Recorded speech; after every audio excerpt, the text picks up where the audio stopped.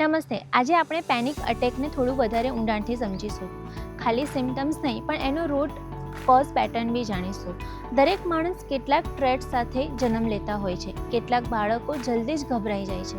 કેટલાક લોકોને નાની નાની વાતોમાં પણ વધારે ચિંતા થવા લાગે છે. કેટલાક તરત જ રિએક્ટ કરે છે. આ ટેન્ડન્સી જ્યારે ટાઈમ સાથે મેનેજ ના થાય ત્યારે ડરવાળી પર્સનાલિટીમાં કન્વર્ટ થઈ જાય છે અને એક્સ્ટ્રીમ સ્ટેજ પર એ જ ફિયર પેનિક અટેકનું રૂપ લઈ લે છે. પેનિક અટેક દરમિયાન શું થાય છે? તમારું હૃદય એટલું ઝડપથી ધડકવા લાગે છે કે બહાર આવી જશે. પરસેવો વધારે થાય છે, કંપકપી વધારે આવે છે, શ્વાસ વધારે ચડે છે, માઇન્ડ બ્લેન્ક થઈ જાય છે અને સૌથી સ્ટ્રોંગ ફિલિંગ આવે છે કે મને કંઈક થઈ જશે, કદાચ હું મરી નહીં જાઉં ને. બોડીનું દરેક મસલ્સ ટાઈટ થઈ જાય છે. આ સ્ટેજ બહુ ઓવરવેલ્મિંગ હોય છે, પણ આ સમજવું જરૂરી છે કે પેનિક અટેક બોડીનો એક્ઝેગરેટેડ અલાર્મ રિસ્પોન્સ છે. અલાર્મ સિસ્ટમ ખરાબ નથી, બસ ઓવર સેન્સિટિવ થઈ ગયું છે. હવે સૌથી ઇમ્પોર્ટન્ટ, જ્યારે અટેક આવે છે ત્યારે શું કરવું? સૌથી પહેલો સ્ટેપ, આંખો બંધ કરો. આજુબાજુ જોવાથી માઇન્ડ વધારે ટ્રિગર થાય છે. આંખો બંધ કરીને તમારી શ્વાસ ઉપર ધ્યાન આપો. 2 થી 3 સેકન્ડ સુધી શ્વાસ લો અને શ્વાસ અંદર છોડો. 2 થી 5 મિનિટ સુધી રિપીટ કરતા રહો. બીજું, એબ્ડોમિન પર ફોકસ કરો. પેનિકમાં ટેન્શન સૌથી પહેલાં પેટના એરિયામાં જમા થાય છે. એબ્ડોમિન ટાઈટ થઈ જાય છે, રક્તવાહિનીઓ નેરો થઈ જાય છે, બીપી શૂટ કરે છે. એબ્ડોમિન બ્રીધિંગ કરો. શ્વાસ અંદર લેતી વખતે પેટ થોડું બહાર આવે છે. શ્વાસ બહાર છોડતી વખતે પેટ અંદર જાય છે. આ પ્રાણાયામ બોડીને કામ મોડમાં લઈ જાય છે. 3 થી 5 મિનિટમાં હાર્ટ રેટ ગ્રેજ્યુઅલી સ્લો થઈ જાય છે. ત્રીજું, તમે તમારી જાતને કહો, આ પેનિક છે, આ ટેમ્પરરી છે, હું સેફ છું. ડરને નામ આપવાથી એની ઇન્ટેન્સિટી ઓછી થઈ જાય છે.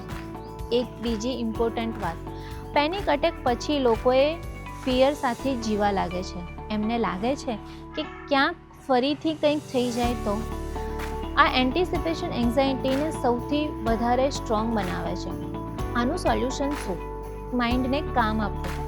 જો તમને હાઇટથી ડર લાગે છે કે વિમાનમાં બેસવાથી ડર લાગે છે, તો ત્યારે તમારા માઇન્ડને એક ટાસ્ક આપો કે એક નિબંધ લખવાનું રાખો, જેમાં એક ટોપિક વિશે વિચારો અને એના ઉપર નિબંધ લખો.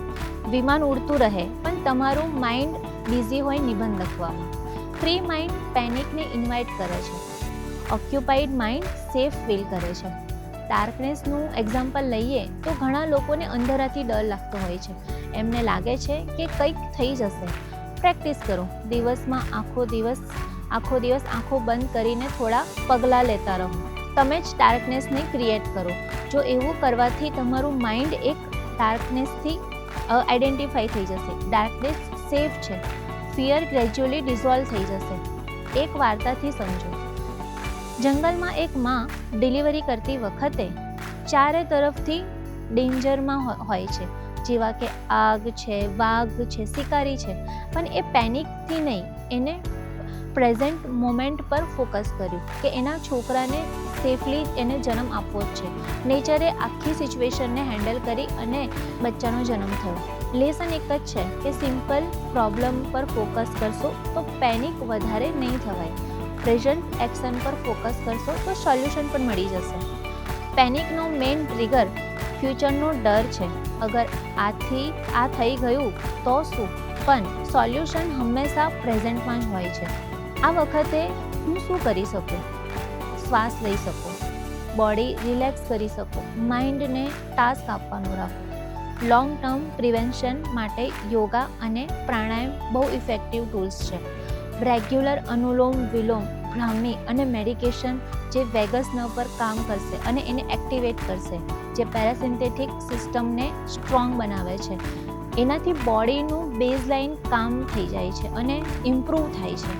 કેફેન ઓછું કરો, પ્રોપર સ્લીપ લો, રેગ્યુલર ફિઝિકલ એક્ટિવિટી કરો. જો અટેક ફ્રિકવન્ટલી આવતો હોય તો સાયકોલોજિસ્ટ કે સાયકેટ્રિસ્ટ સાથે કન્સલ્ટ કરો. કોગ્નિટિવ બિહેવિયર થેરાપી પેનિક પેટર્નને બ્રેક લાવવામાં બહુ ઇફેક્ટિવ માનવામાં આવે છે. યાદ રાખો, પેનિક અટેક વીકનેસ નથી, પણ આ એક ઓવર એક્ટિવ અલાર્મ છે. તમે અલાર્મના સેલ નથી, એને કંટ્રોલર બની શકો છો પ્રેક્ટિસ અને અવેરનેસથી. જો તમે જાણકારી યુઝફુલ લાગી હોય તો આ વિડીયોને જરૂરથી શેર કરો અને મિત્રો આવી જ અવનવી જાણકારી માટે જોડાયેલા રહો. ધન્યવાદ.